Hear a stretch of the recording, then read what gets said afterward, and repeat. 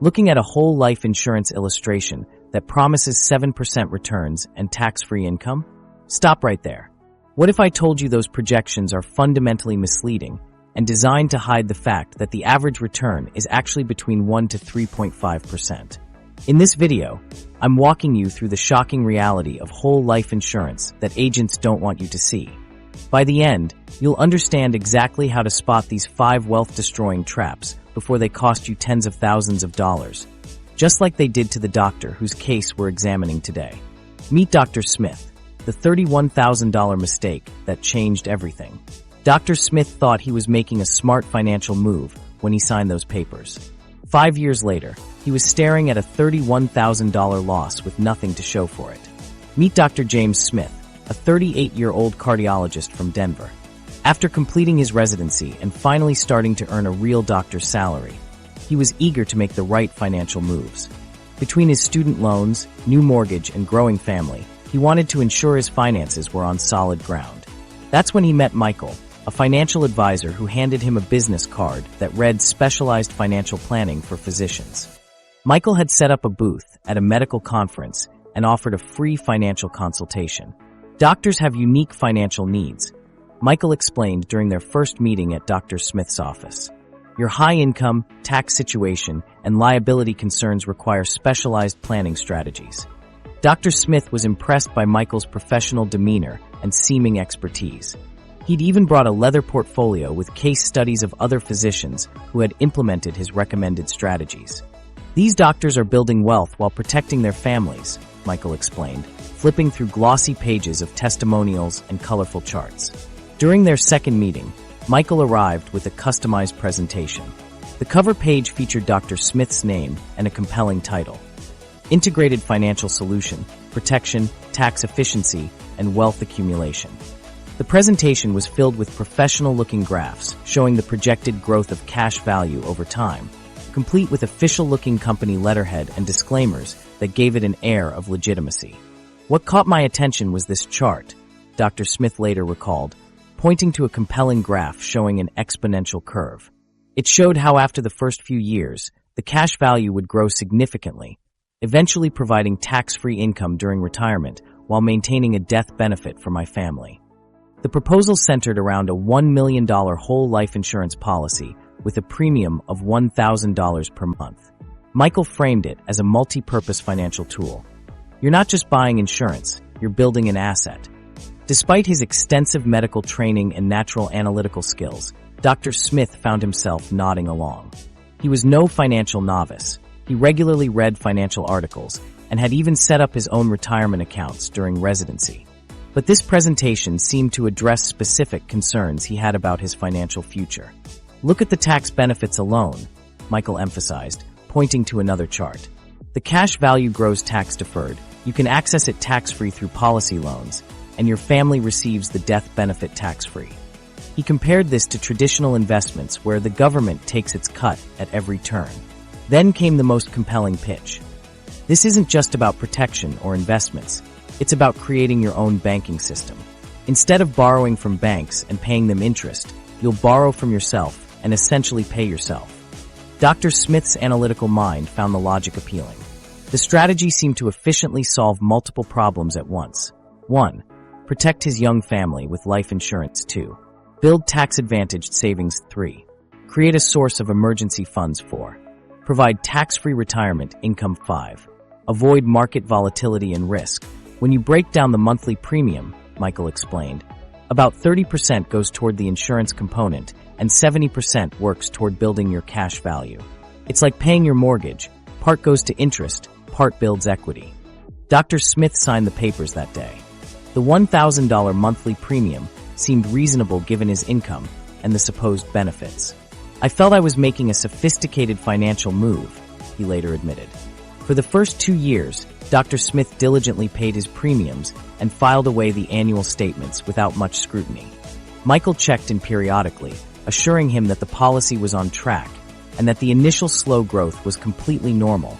The real benefits would come later. By year 3, Dr. Smith had paid $36,000 into the policy. When he finally examined his statement closely, he noticed the cash value was only about $19,000. I was concerned, but Michael explained that the early years have higher expenses and that the growth curve would steepen soon. Then came year 5, and an unexpected financial emergency. Dr. Smith's mother needed specialized medical treatment not covered by insurance, requiring about $30,000. This is exactly why I have the policy, he thought. I can access my cash value through a policy loan like Michael explained. When Dr. Smith called Michael to initiate the loan process, the conversation took an unexpected turn. Before you take a loan, I should explain how it works, Michael said. The loan will charge 6% interest annually, and that interest compounds if you don't pay it back. Also, the loan amount plus unpaid interest will be deducted from your death benefit if anything happens to you. This wasn't how Dr. Smith remembered the loans being explained. I thought I would be paying myself back with interest, he questioned. Well, you're borrowing from the insurance company while using your cash value as collateral, Michael clarified. It's still your money in a sense, but there are some technical details about how it works. Frustrated, Dr. Smith decided to look at all his options. What if I just surrender the policy and take the cash value? I've paid in $60,000 over 5 years. How much would I get back? The answer shocked him. After 5 years and $60,000 in premiums, his surrender value was only $29,000. The remaining $31,000 had disappeared into insurance costs, fees, and commissions. I felt physically ill, Dr. Smith recounted. I'm a doctor who spends hours studying complex medical research, yet I failed to understand a financial product that cost me $31,000. How did this happen? When he pressed Michael about the massive loss, the responses were telling. The illustration showed this early surrender would result in losses. The policy was designed to be held long-term, and if you keep it for 20-plus years, the internal rate of return improves significantly. Dr. Smith made the difficult decision to surrender the policy, take the $29,000, and cut his losses. I realized I was facing the sunk cost fallacy. Continuing to pour money into this policy wasn't going to fix the fundamental issues with how it was structured. How did a physician, someone trained in critical thinking and analysis, lose $31,000 to whole life insurance fees? The answer involves sophisticated sales techniques, complex financial products designed to obscure their true costs, and the exploitation of common psychological biases that affect even the most intelligent professionals. Trap number 1. The commission motivation driving bad advice. When you understand what your agent actually earns from selling you whole life insurance, everything about their enthusiasm suddenly makes sense. Behind those slick presentations and impressive-looking charts lies a financial motivation so powerful it fundamentally changes the advice you receive. Let's pull back the curtain on the first major trap that snares unsuspecting clients. The massive commission structure driving those passionate pitches for permanent insurance solutions. The insurance industry has created a compensation system that heavily rewards agents for selling complex, expensive products over simpler, more affordable options. For whole life policies, agents typically earn between 50% to a staggering 110% of your first year's premium as commission. Yes, you read that right. When you make that first annual payment, more than half and potentially all of it might go straight into your agent's pocket, not toward building your cash value or providing insurance protection. Let's put this in perspective with some actual numbers. When Michael convinced our physician friend to purchase that $1,000 monthly premium policy, he wasn't just being helpful. He was potentially earning between $6,000 and $12,000 in commission from that single sale. That's a massive payday for a few meetings and some paperwork. Now compare this to what Michael would have earned if he'd recommended a term life insurance policy with the same death benefit. Term insurance, which provides pure insurance protection without the investment component, would have paid him just $150 to $300 in commission. That's a difference of up to 50 times less money for essentially the same amount of work.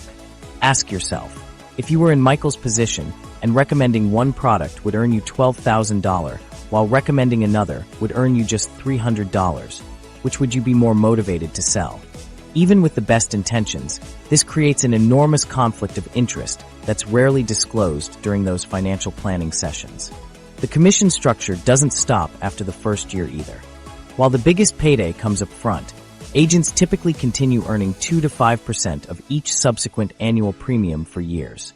This creates a powerful incentive not just to sell these policies, but to keep clients, paying those high premiums year after year, even when it's no longer in their best interest. For a policy with annual premiums of $40,000, an agent's commission could reach as high as $44,000 in just the first year. When you realize that the median income for insurance agents is approximately $49,840, it becomes crystal clear why they push these products so aggressively. 1 or 2 whole life sales can literally double an agent's annual income.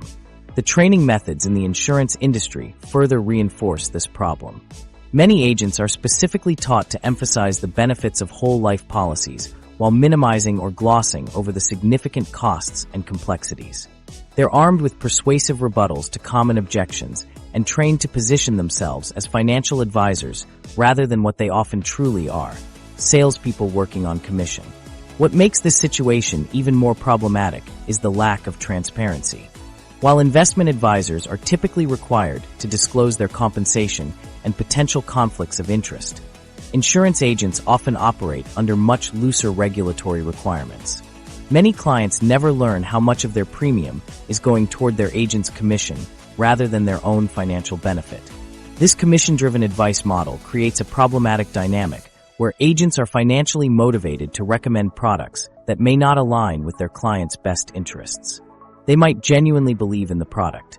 After all, they've been extensively trained by an industry that profits enormously from these policies, but their advice is inevitably colored by the massive financial incentive. The insurance industry has mastered the art of creating sales processes that obscure this fundamental conflict. Agents are taught to position themselves as financial advisors offering comprehensive planning, rather than salespeople pushing commission-heavy products. They present complex illustrations that project impressive-looking returns while burying the impact of fees, including their own commissions, in the fine print. Many insurance professionals will argue that the higher commissions are justified because whole life policies are more complex and require more service over time. While there's some truth to this, the magnitude of the difference in compensation creates an incentive structure that's simply impossible to ignore. When an agent stands to earn 50 times more by recommending one product over another, objectivity becomes extremely difficult to maintain. This commission structure isn't just a minor detail. It's the foundation of the entire sales ecosystem around whole life insurance. The high commissions fund the sophisticated marketing materials, the training programs that teach agents how to overcome objections, and the comfortable offices where these policies are sold.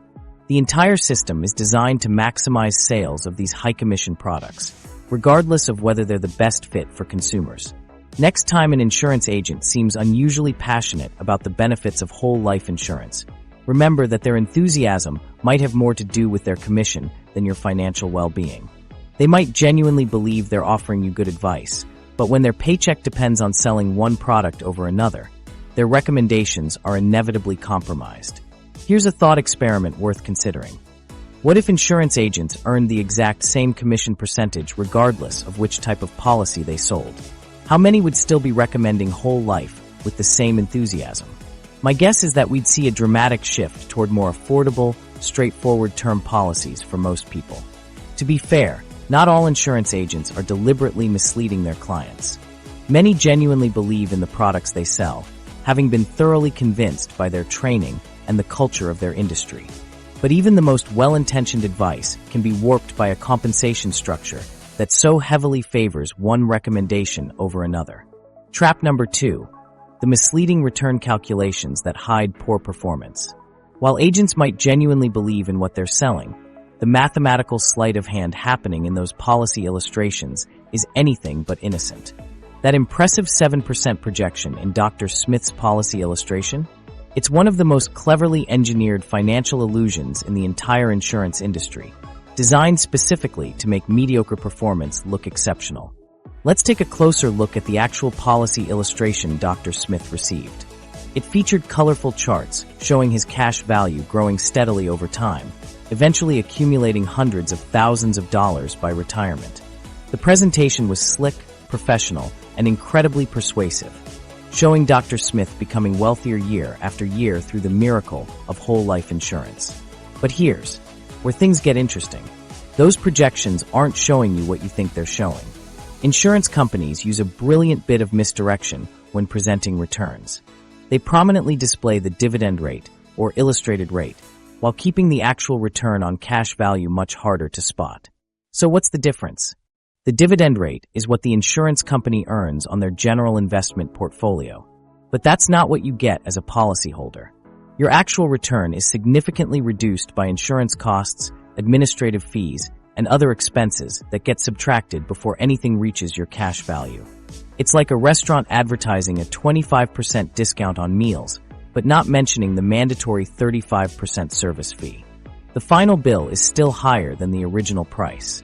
What makes this especially troubling is how these policy illustrations are structured. They typically show non-guaranteed projections based on current dividend rates continuing indefinitely into the future. This creates a mathematical fantasy world where market conditions never change, interest rates remain stable, and the insurance company performs exactly the same year after year for decades. When was the last time financial markets behaved that predictably for 30 or 40 years? Never. Even worse, these illustrations minimize or completely hide the fees, insurance costs, and surrender charges that dramatically impact your actual returns.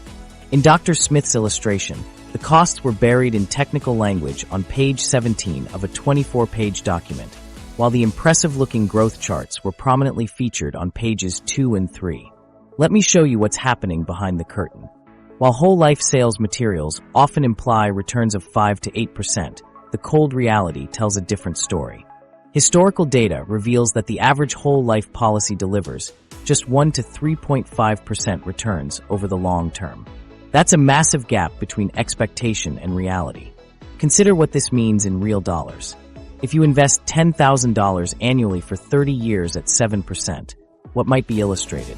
You'd have about $1,010,730. But at a more realistic 2.5% actual return, you'd end up with just $421,736. That's a difference of nearly $600,000. This explains why Dr. Smith's cash value was so much lower than expected after 5 years. Here's a question for you. What percentage of whole life illustrations do you think accurately reflect real-world performance? 50%? 25%? The answer might shock you. According to industry research, the gap between projected and actual returns is so consistent that almost no policies perform as illustrated. The methodology used for these projections involves complex actuarial assumptions that aren't transparent to policyholders, leading to widespread confusion and misinterpretation. One of the biggest deceptions involves how dividends are presented. Insurance companies love to talk about their dividend histories and how they've paid dividends continuously since 1850, or some other impressive-sounding claim. What they don't explain clearly is that dividends in whole life insurance aren't like stock dividends. They're not guaranteed and depend entirely on the insurer's financial performance. This variability means there can be significant discrepancies between what policyholders expect and what they actually receive. When economic conditions change or investment returns drop, those dividend projections can evaporate quickly. Let's break down where this mathematical magic trick happens. In a typical whole life illustration, you'll see a column labeled cash value and another labeled death benefit. What you won't see clearly labeled is money you've paid in right next to the cash value for easy comparison. Without this critical context, it's nearly impossible to calculate your actual return. Insurance companies also use a technique called net present value calculations in ways that can mask poor performance. By blending the insurance component and investment component together, they create a confusing mix that makes it incredibly difficult to answer a simple question. How much money am I making on my money? The Insurance Information Institute's own reports indicate that average returns on whole life insurance are often lower than what consumers typically expect. This discrepancy creates a perfect storm. Consumers think they're getting one thing while receiving something quite different. What's particularly frustrating is how difficult these illustrations make it to compare whole life to other financial products. Try asking your insurance agent for a simple annual percentage return calculation, similar to how you'd look at mutual funds or CDs. You're likely to get a complicated explanation about internal rate of return and equivalent taxable yield, rather than a straightforward answer. This lack of transparency isn't accidental, it's by design. Clear, simple performance metrics would make it obvious that many traditional, Investment vehicles outperform whole life insurance over time. Imagine shopping for a car where the dealer won't tell you the actual price, fuel efficiency, or safety ratings, but instead talks about how the car builds equity and provides transportation security. You'd walk away immediately. Yet millions of Americans purchase whole life insurance without understanding the true costs and returns. Think about it this way. If whole life insurance consistently delivered the returns shown in those illustrations, wouldn't financial advisors outside the insurance industry recommend it more often? The fact that most fee-only financial planners, who don't earn commissions, rarely recommend whole life should tell you something important about its actual performance. The reality is that complex financial products often create an information asymmetry that benefits the seller more than the buyer. When you don't fully understand what you're purchasing, you're at a significant disadvantage. Trap number 3, the cash value liquidity myth. That information gap becomes painfully obvious when you need to access your money. Remember the emergency situation with Dr. Smith's mother needing specialized treatment? That moment revealed the shocking truth about his money in the whole life policy. It wasn't really his at all. What happens when you try to tap into that cash value the agent promised would be there whenever you needed it?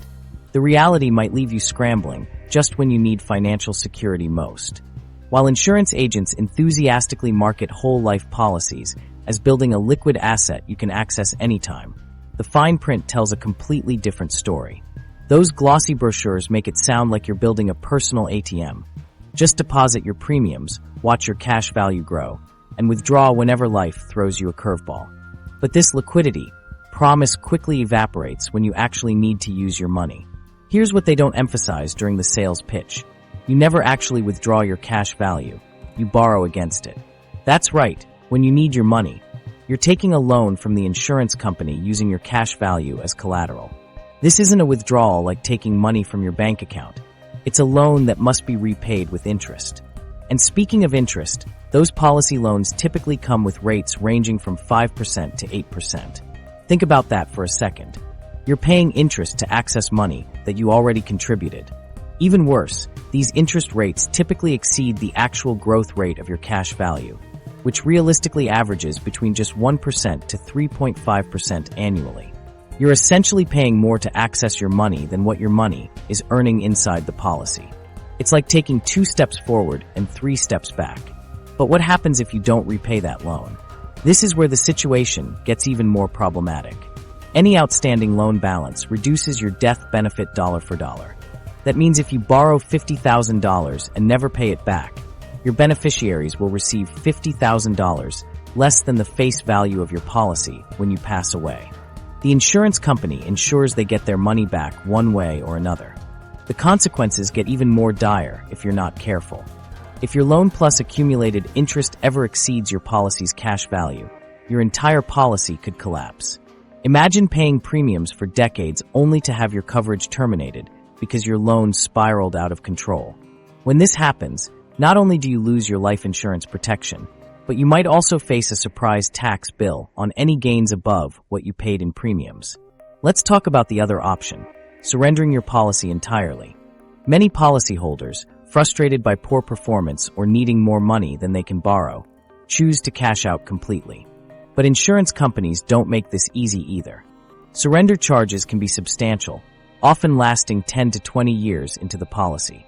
These penalties significantly reduce the cash value available to you if you decide to exit early, essentially locking your money away for decades unless you're willing to take a massive loss. Take a typical $500,000 whole life policy with a $10,000 annual premium.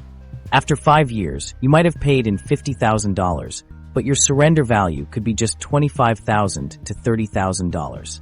Those surrender charges ensure the insurance company recoups their costs, particularly those massive upfront commissions they paid your agent before you can access your full cash value. The insurance industry has created a perfect trap. High barriers to exit that keep you paying premiums, combined with expensive loan options that make accessing your money costly. It's a system designed to benefit the insurance company, not you. What's particularly troubling is how this cash value liquidity gets pitched during sales presentations. Agents often use phrases like banking on yourself or suggest you can be your own bank. These catchy slogans sound empowering until you realize that banks don't typically charge you interest to withdraw your own deposits or threaten to close your account if you don't repay what you took out. And here's another aspect they rarely mention. What happens if you take a policy loan and then stop paying premiums? This combination can be catastrophic. Without ongoing premium payments to offset the accruing loan interest, your debt grows even faster. Before you know it, your loan balance could exceed your cash value, triggering that policy collapse we mentioned earlier. The tax implications add another layer of complexity. While the cash value grows tax-deferred, meaning you don't owe taxes on the growth until you withdraw funds or surrender the policy, there's a potential tax bomb waiting if things go wrong. If your policy lapses or is surrendered with an outstanding loan, the IRS may consider that loan forgiveness as taxable income. Policyholders who thought they were making a tax-savvy move can end up with an unexpected tax bill at the worst possible time. Real-world examples illustrate just how risky borrowing against whole life policies can be. Consider a policyholder who borrows a significant portion of their cash value for a home renovation. If they face financial difficulty later and can't maintain their premium payments while also managing the loan, they risk losing both their invested cash value and their insurance coverage entirely. The most telling statistic about whole life liquidity problems? Studies show that the vast majority of whole life policies never pay a death benefit. Instead, they're surrendered or lapse before the policyholder's death, often after years of premium payments. This suggests that most people eventually discover these liquidity constraints and decide the policy no longer serves their needs, but only after paying significant sums into the policy. What makes this especially frustrating is that more transparent, flexible options exist. Term life insurance paired with separate investments gives you actual liquidity without the complex loan structures and surrender penalties. You can withdraw from your investment accounts without borrowing from anyone, and you maintain complete control over your money. Let me be crystal clear. There's a vast difference between true liquidity and the constrained access whole life insurance provides. True liquidity means you can withdraw your money without penalties, loans, or reducing your insurance protection. Whole life offers none of these benefits despite marketing claims suggesting otherwise. Trap number 4, the infinite banking and be your own bank deception. While true liquidity remains a myth in whole life policies, there's an even bigger fantasy being sold. The idea that you can become your own banker through whole life insurance. This popular sales pitch promises to revolutionize your financial life. But the math tells a completely different story about who's actually getting rich when you play banker with your insurance policy. The infinite banking concept wasn't dreamed up by financial experts looking to revolutionize personal finance. It began in the 1980s when Nelson Nash, an insurance agent, introduced the idea. Nash later published his book, Becoming Your Own Banker, in 2000, which essentially promotes using whole life insurance as your personal financing system. Here's how agents pitch the concept. Instead of borrowing from traditional banks and paying them interest, you fund a whole life policy, build cash value, then borrow against that value to make purchases. When you repay these loans with interest, you're supposedly paying yourself rather than a bank. Sounds genius, right? Let's follow the money trail to see what actually happens when you bank on yourself. When you pay your hefty premium, only a fraction goes toward your cash value. Much of it goes toward insurance costs, fees, and that agent commission we discussed earlier. Then when you take a policy loan, you're not actually withdrawing your money. You're borrowing against it as collateral and paying interest to the insurance company, not yourself. Let's break down what happens when you finance a $30,000 car through infinite banking versus traditional options. With a policy loan at 6% interest, your payments go to the insurance company, not your cash value. Meanwhile, your cash value continues earning the policy's modest return, typically 1-3.5%, while serving as collateral. So you're paying 6% to use money that's earning less than half that rate. Some banking genius. Compare this to a credit union auto loan at 3.5%, or simply saving for the purchase in a high-yield savings account earning 4-5% today. The infinite banking approach actually costs you more while delivering less flexibility. Proponents talk excitedly about the velocity of money concept, the idea that your cash value continues growing even while you borrow against it. What they conveniently ignore is the massive opportunity cost of locking your money into a whole life policy in the first place. Those substantial premiums could be earning significantly higher returns in other investments while still providing you with genuine liquidity when needed. What's particularly deceptive is that the infinite banking concept requires you to fund the policy with substantial premiums for many years before you have enough cash value to make meaningful loans. You're essentially parking large sums of money in a low-yield vehicle for years before you can even begin this banking activity. By that point, you've already lost out on years of potentially higher returns elsewhere. Let's say you're putting $12,000 annually into a whole life policy with the dream of becoming your own banker. After 10 years, you might have $100,000 in cash value, assuming you didn't borrow against it earlier. During that same decade, if you'd invested that money in a diverse portfolio earning a conservative 7% average annual return, you could have accumulated over $170,000, a $70,000 difference. The marketing materials never show these calculations. Instead, they focus on the theoretical benefits of banking on yourself, without comparing it to real alternatives.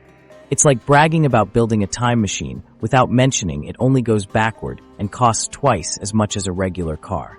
What many people don't realize is that the infinite banking concept is primarily a marketing strategy developed by and for insurance agents, not a legitimate financial planning technique recognized by independent financial experts.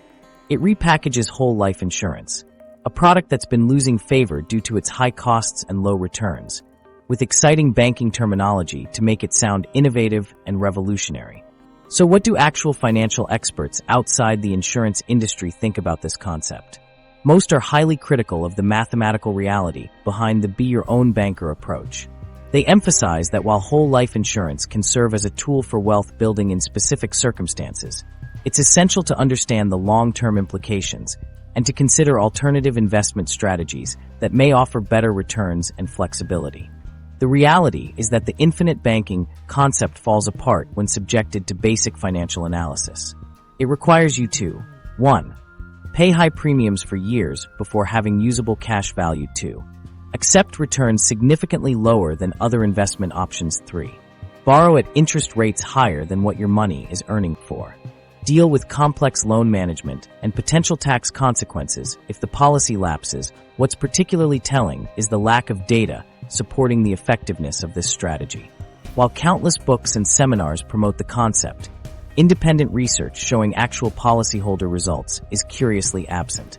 The evidence we do have is largely anecdotal, suggesting that many individuals who adopt this approach often regret the decision due to the high costs and complex management required. The most troubling aspect is how the concept is presented as a financial revolution when it's really just clever marketing for an expensive insurance product. It's not that whole life insurance never makes sense. It does for some specific situations. But wrapping it in banking metaphors obscures the fundamental economics of what's actually happening with your money. I asked several certified financial planners what they thought about the infinite banking concept. Their responses were remarkably consistent. While it sounds appealing in theory, the math simply doesn't work for most people. One planner mentioned that they've helped numerous clients get out of these arrangements after they realized they were paying massive premiums for minimal benefits compared to simpler, more effective alternatives. The banking analogy falls apart under scrutiny. Real banks pool deposits from many customers and lend those funds at higher rates than they pay depositors, pocketing the difference as profit. When you bank on yourself, you're not the bank, you're still the customer. The insurance company is the actual bank, lending you money at a profit while holding your cash value as collateral. Before you consider this strategy, ask yourself, if this were truly a revolutionary financial approach, wouldn't major financial institutions, universities, and independent researchers be extensively studying and recommending it? Instead, it remains primarily promoted by those who directly profit from selling the underlying insurance products. Trap number 5, the exaggerated tax benefits myth. The insurance industry's marketing machine doesn't just rely on banking metaphors. Their tax benefit claims might be the most powerful hook of all. Tax-free growth, tax-free loans, tax-free death benefit. These phrases are repeated so often during sales presentations that they take on an almost magical quality. But when we look at the actual dollar value of these supposed tax advantages compared to simpler alternatives, the magic quickly disappears. Let's be honest, taxes are nobody's favorite topic. When an insurance agent dangles the promise of tax benefits in front of you, it's naturally appealing. We all want to keep more of our hard-earned money. But here's the problem. These tax benefits come packaged with returns so low that they often negate any tax advantage you might receive. Think about it like this. Would you rather earn 8% and pay taxes on your gains, or earn 2% tax-free? The math isn't complicated, but insurance agents rarely frame it this way. Instead, they emphasize the tax benefits while glossing over the anemic returns. Let's break down each of these supposed tax advantages one by one and see how they compare to alternatives you probably already have access to. First, the tax-free death benefit. Yes, when your beneficiaries receive the death benefit from your life insurance policy, it generally isn't subject to income tax. That's a legitimate benefit. But here's what your agent probably didn't mention. Term life insurance provides exactly the same tax-free death benefit at a fraction of the cost. Why pay 10 to 20 times more in premiums for the same tax treatment? And while the death benefit is generally income tax-free, it can still be subject to estate taxes if your estate exceeds certain thresholds. For 2024, that threshold is $13.61 million, which means this is only relevant for the ultra-wealthy. For most families, this benefit doesn't provide any additional advantage over much cheaper term insurance. Next, let's talk about that tax-deferred growth. Your cash value does indeed grow without you having to pay taxes on the gains each year. But so what? There are numerous other financial vehicles that offer the same or better tax treatment. Traditional 401k, and IRAs provide tax-deferred growth with substantially higher return potential. Roth accounts go even further, offering not just tax-deferred growth, but completely tax-free withdrawals in retirement. The most misleading tax claim might be the tax-free policy loans. Agents love to emphasize how you can borrow against your cash value without triggering a taxable event. While technically true, this framing hides several crucial facts. First, these aren't withdrawals, they're loans that must be repaid with interest. The insurance company typically charges 5 to 8% interest on these loans, which is significantly higher than what your cash value is earning. This creates a negative arbitrage where you're essentially paying the insurance company for access to your own money. Second, if you don't repay the loan, the outstanding amount will be deducted from your death benefit. That means your beneficiaries will receive less when you pass away. And here's the most important part they rarely mention. These loans are only tax-free if your policy remains in force. If your policy lapses or is surrendered with outstanding loans, you could face a massive tax bill on the difference between your cash value and the premiums you've paid. That's because the IRS will consider those unpaid loans as distributions, which are taxable to the extent they exceed your cost basis. To understand the true value of any tax benefit, financial experts use a concept called tax equivalent yield. This compares what a taxable investment would need to earn to match the after-tax return of a tax-advantaged investment. But when whole life insurance only earns 1 to 3.5% on average, the tax advantages simply aren't enough to make up for those paltry returns. Let's put this in perspective with a simple comparison. Imagine you're in the 24% federal tax bracket and you're deciding between whole life insurance and a standard investment account. If your whole life policy earns 3% tax deferred, that's your net return.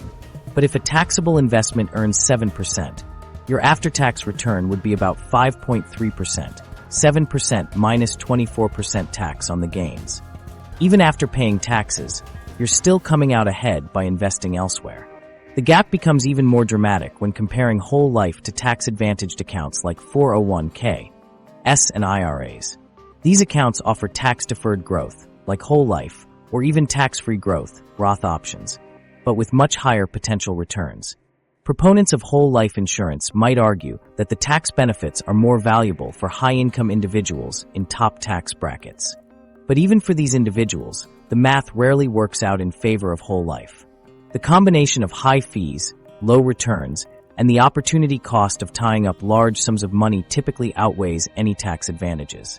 What's particularly concerning is how agents use tax benefits to distract from poor overall performance. They'll highlight the tax-free aspects without showing you the actual dollar amount you're keeping after taxes compared to alternatives. It's like a restaurant advertising tax-free meals, while charging 3 times the price of the restaurant next door. Let's take a moment to consider what you're giving up to get these tax benefits. You're sacrificing liquidity, flexibility, and potentially hundreds of thousands of dollars in growth over your lifetime. Is avoiding some taxation worth that steep price?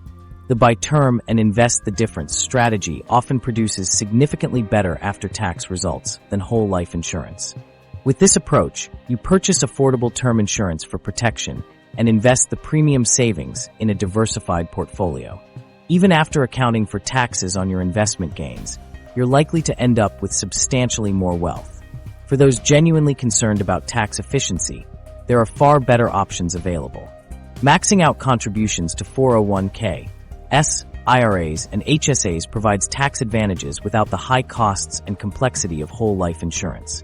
For those who have already maximized these accounts, there are still more efficient options like municipal bonds, tax-managed funds, and even certain types of annuities that offer better combinations of returns and tax benefits.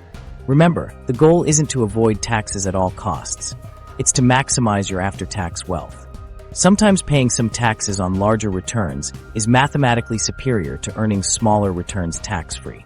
The long-term trap: why 80% of policyholders surrender before death. Tax benefits only matter if you stick with the product long enough to receive them. Yet there's a disturbing pattern the insurance industry doesn't advertise. Did you know that 4 out of 5 people who purchase whole life insurance eventually surrender their policies, often after just a few years and at a substantial financial loss? This shocking statistic completely undermines the long-term benefits these policies supposedly offer. When you purchase a whole life policy, the agent will enthusiastically explain how it's designed to be a lifelong commitment. They'll paint a rosy picture of growing cash value, tax advantages, and a guaranteed death benefit. What they conveniently leave out is that the overwhelming majority of policyholders never actually reach the point where these benefits materialize. The average holding period for whole life insurance policies is often less than 10 years, with many being surrendered within the first 5 years. This happens despite the fact that these policies are specifically designed and marketed as permanent, lifelong insurance solutions. So why are so many people abandoning ship? Financial pressure is one of the biggest culprits. As we've seen throughout this series, whole life premiums are substantially higher than term insurance.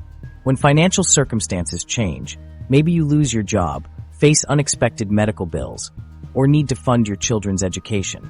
Those hefty premiums suddenly become a burden rather than a benefit. For many families, the choice becomes painfully clear. Keep paying expensive premiums or free up that cash for immediate needs. Poor performance is another major reason people surrender their policies. Remember how we talked about those glossy illustrations showing impressive returns?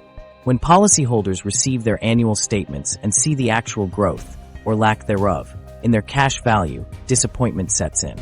Year after year of underwhelming returns causes many to question whether they're getting enough value for their premium dollars. Changing needs also drive surrenders. The insurance coverage that made sense at 35 might be unnecessary at 55. Maybe your children are grown and financially independent, or perhaps you've accumulated enough wealth that you no longer need the death benefit for family protection. As your life evolves, so do your insurance needs, but whole life lacks the flexibility to evolve with you. Let's break down the financial impact of surrendering at different periods. In the first few years, it's absolutely devastating. If you surrender a policy in years 1 to 3, you might recover as little as 10 to 20% of your premiums paid. Surrender in years 4 to 7, and you might get back 30 to 50% of what you've paid in. Even after a decade, many policyholders find their surrender value is still less than their total premiums paid. In 2022 alone, the total amount paid out in surrender benefits and withdrawals from life insurance contracts reached a staggering $348.1 billion. That's not a typo. Billions of dollars flowing back to disappointed policyholders who decided to cut their losses and move on. What's particularly troubling is that insurance companies actually factor these early surrenders into their business models. They design their pricing structures with the expectation that most policyholders will surrender early.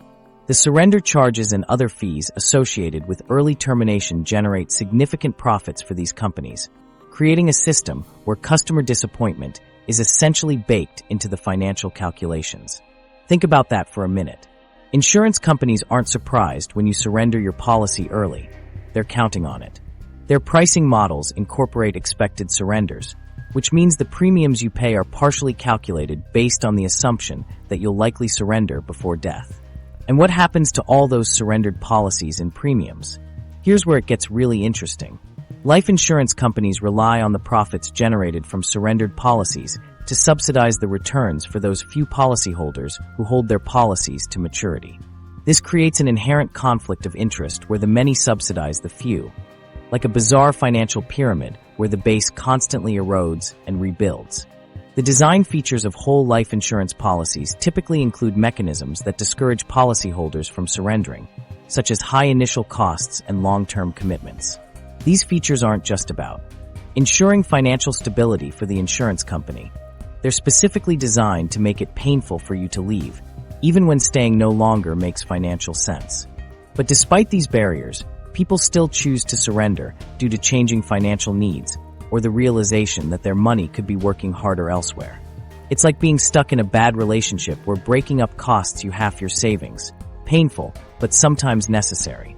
When we look at Dr. Smith's experience, we now see that he's far from alone in his decision to surrender his policy. His $31,000 loss after 5 years puts him squarely in the statistical majority of whole life policyholders.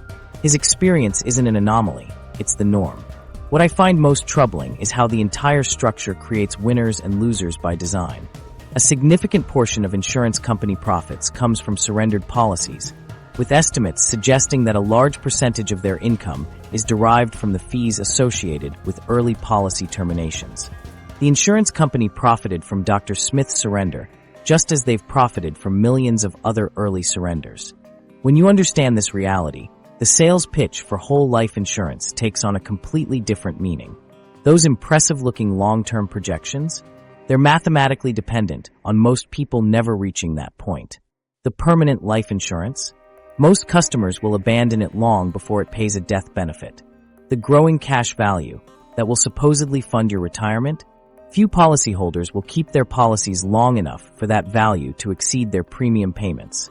This revelation forces us to reconsider the fundamental value proposition of whole life insurance. If a financial product is designed with the expectation that 80% of customers will abandon it, often at a significant loss, should it really be marketed as a cornerstone of financial planning? Is a product where the vast majority of customers lose money truly serving their best interests? The whole life insurance industry depends on most policyholders surrendering early, creating a system where financial disappointment for the majority subsidizes returns for the minority who hold on. The agents selling these policies rarely volunteer this information during their sales pitches. The better perhaps the most important what Dr. Smith to consider before signing after escaping the whole life insurance trap. Dr. Smith faced a critical decision. Continue believing insurance was the path to wealth, or try something different. His next move was so effective that financial experts consistently recommend it over whole life insurance, despite generating far less commission for financial advisors. With the $29,000 surrender value from his policy in hand, Dr. Smith decided to completely rethink his approach to financial planning. Determined not to repeat his costly mistake, he researched alternatives and kept stumbling across a strategy so straightforward it seemed too good to be true. Buy term and invest the difference. The concept was simple. Instead of paying $1,000 monthly for a whole life policy, he could purchase a term life insurance policy with the same $1 million death benefit for a fraction of the cost, then invest what he saved. Dr. Smith was initially skeptical. This strategy seemed too basic compared to the complex diagrams and impressive-looking projections his previous advisor had shown him. But the numbers were compelling. As a healthy 30-year-old male, Dr. Smith qualified for a $1 million term life insurance policy for approximately $680 per year, a staggering difference from the $12,000 annually he had been paying for whole life coverage. This freed up over $11,300 each year to invest elsewhere. I was paying over $12,000 a year for my whole life policy, Dr. Smith explained. My new term policy with the same death benefit costs less than $700 a year. That's more than $11,000 I can now invest on my own terms. With his family still protected by the same $1 million death benefit, Dr. Smith worked with a fee-only financial advisor, who doesn't earn commissions from product sales, to develop an investment strategy for the premium difference. Together, they prioritized tax-advantaged accounts that his previous advisor had barely mentioned. First, Dr. Smith maxed out his workplace 401k, capturing his employer's full match, essentially free money he'd been leaving on the table while overfunding his whole life policy. Next, he and his spouse maxed out their IRAs. The remaining funds went into a taxable brokerage account invested in a diversified portfolio of low-cost index funds. This approach immediately gave Dr. Smith several advantages his whole life policy never could. Unlike the cash value that was locked away and difficult to access, his new investments remained completely liquid. He could withdraw contributions from his Roth IRA anytime without penalties, and his brokerage account had no surrender charges or complicated loan processes. The projected difference in wealth accumulation was eye-opening. Based on historical market performance and conservative projections, Dr. Smith's investment portfolio is expected to significantly outperform what his whole life policy would have accumulated over the same period, even accounting for taxes. Let's look at the numbers. If Dr. Smith had kept his whole life policy, contributing $12,000 annually for the next 25 years until retirement, his cash value might have grown to approximately $750,000 based on typical whole life returns of 2 to 3%. In contrast, by investing the $11,300 difference in a diversified portfolio with a conservative 7% average annual return, Dr. Smith is projected to accumulate over $1.75 million in the same time frame, a difference of more than $1 million. What's particularly interesting is that Dr. Smith discovered this strategy is widely supported by financial experts who aren't compensated through insurance sales. In fact, many high-income professionals like physicians specifically prefer investment vehicles such as 401k, IRAs, and taxable brokerage accounts for their retirement savings instead of whole life insurance due to the higher returns and flexibility these options provide. My investments now work on my schedule, not the insurance companies, Dr. Smith noted. If I need access to my money, I don't have to borrow it back at interest. And I'm not locked into decades of high premiums to avoid losing everything I've put in. The tax advantages of his new approach also proved superior. While his previous advisor had emphasized the tax-deferred growth of whole life insurance cash value, Dr. Smith now enjoyed the same tax-deferred growth in his 401k and traditional IRA, but with higher expected returns. His Roth IRA offered something his whole life policy couldn't: completely tax-free withdrawals in retirement, without the need to structure policy loans or worry about potential tax consequences if the policy lapsed. Even in his taxable brokerage account, Dr. Smith implemented tax-efficient investing strategies, using index funds that minimize taxable distributions and taking advantage of lower long-term capital gains rates when he eventually sells investments. The flexibility of Dr. Smith's new approach became apparent when he received an unexpected inheritance the following year. With his whole life policy, his options would have been limited, perhaps overfunding the policy with more money locked away, or starting a new policy with more fees and commissions. Instead, he was able to immediately put the inheritance to work across his diversified investment portfolio, optimizing for his specific goals and time horizon. Perhaps most importantly, Dr. Smith regained control of his financial future. The opacity and complexity of his whole life policy had left him dependent on his insurance agent to explain how his money was working. Now, with transparent investments and clear performance metrics, he could track his progress toward retirement with confidence and make adjustments as needed.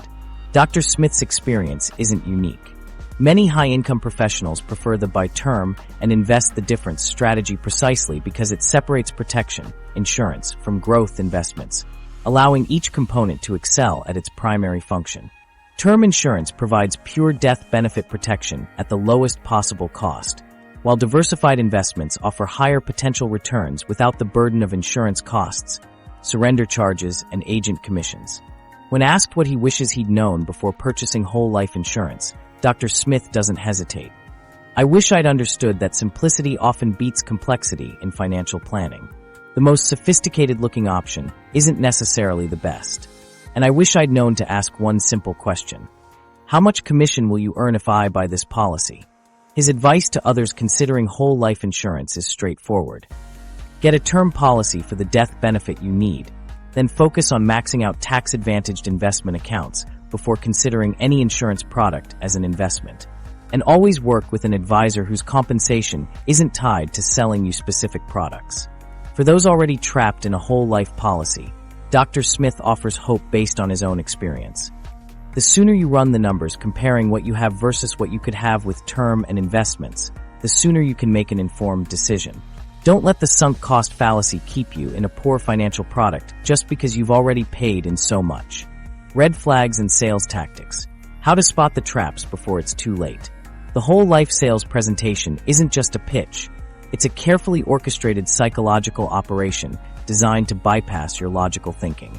Behind those polished slideshows and friendly smiles lies a playbook of manipulation tactics that make even financially savvy professionals sign on the dotted line.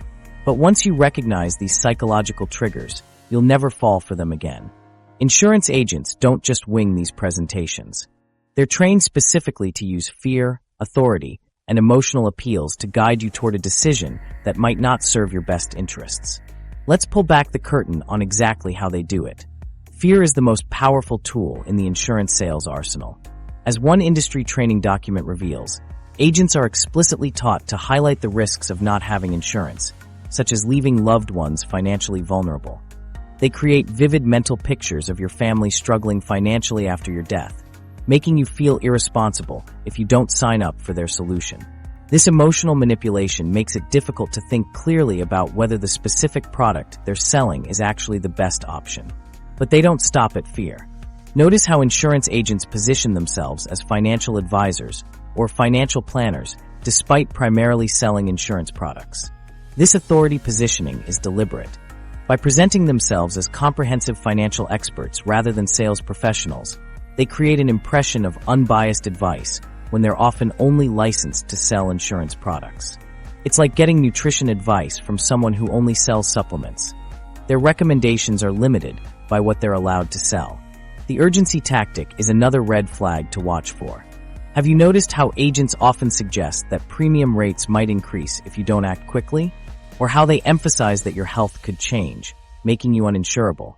These manufactured deadlines create artificial pressure to make a decision before you've had time to properly research alternatives or get a second opinion.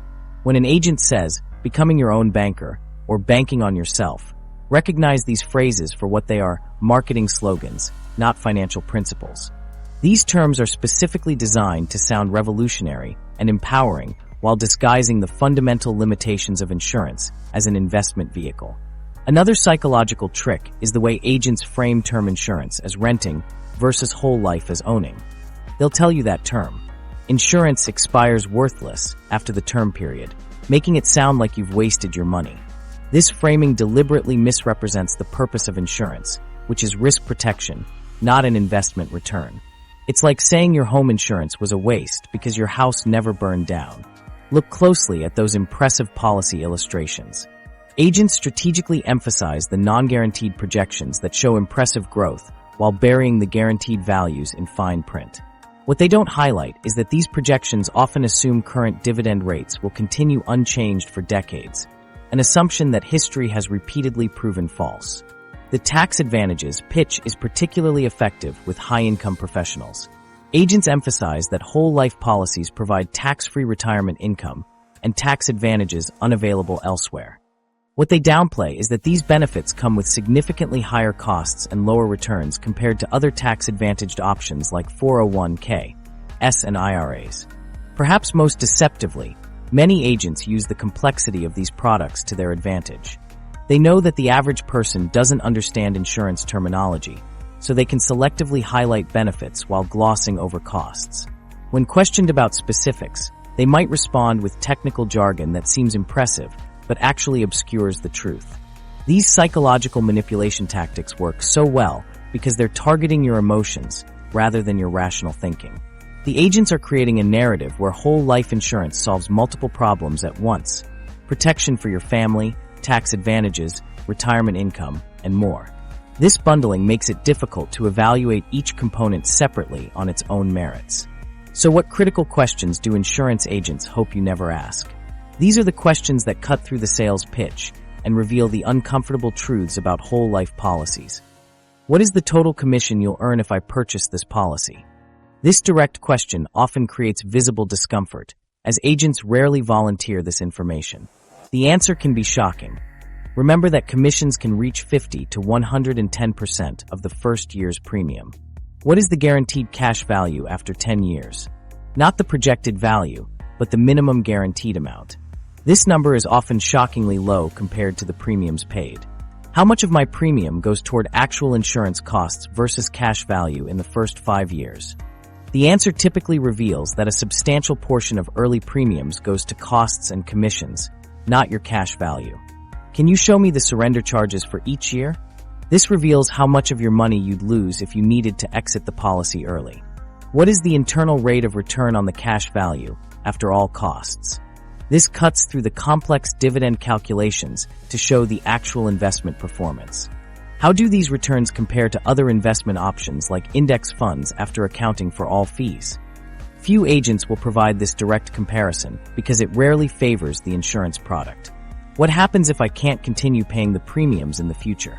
The answer reveals the risks of policy lapse and potential tax consequences that aren't mentioned in the sales pitch.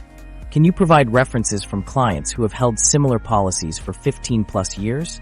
Satisfied long-term customers should be easy to find if the product performs as promised.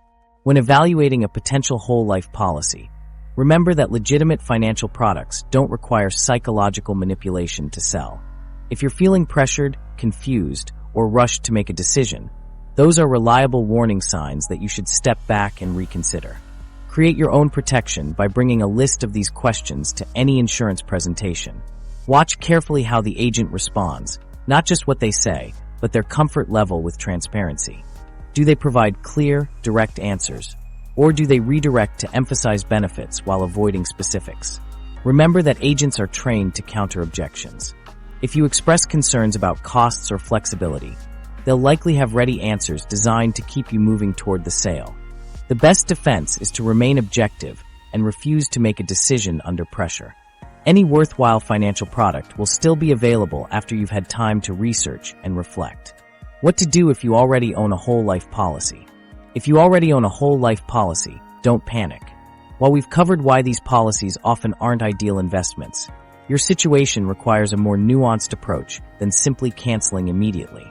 Making the right decision now could save or cost you thousands, so let's examine your options. The uncomfortable truth many policyholders face is a financial catch. 22. Canceling means potentially losing thousands in. Surrender charges, while keeping the policy, means continuing to pay high premiums that might be better deployed elsewhere. This decision shouldn't be made impulsively based on what you've learned today. Your next move hinges on a critical calculation that most agents never teach their clients. Determining whether your policy has finally crossed the break-even threshold where keeping it makes mathematical sense. Unlike what many assume, this decision isn't just about how much you've already paid in. First, request an in-force illustration from your insurance company. This crucial document provides a detailed snapshot of your policy's current status, including cash value, death benefit, and any outstanding loans. When you receive it, pay special attention to the guaranteed values, not just the non-guaranteed projections that likely convinced you to purchase the policy initially. Study this document carefully to understand if your policy is performing as originally illustrated.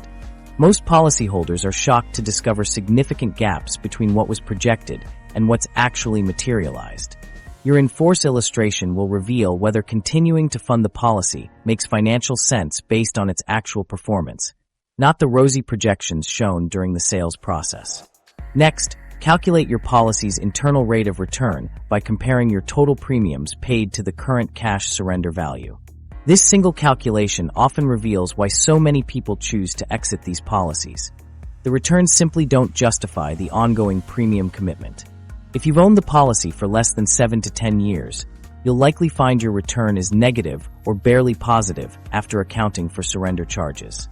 However, if you've held your policy for many years, you might be approaching or past the break-even point where the surrender charges have diminished and the policy's cash value is finally growing more efficiently.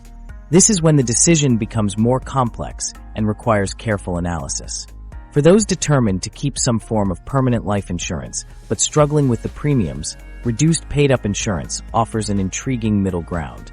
This option allows you to stop paying premiums entirely while maintaining a reduced death benefit. The insurance company essentially uses your existing cash value to purchase a smaller, fully paid-up policy.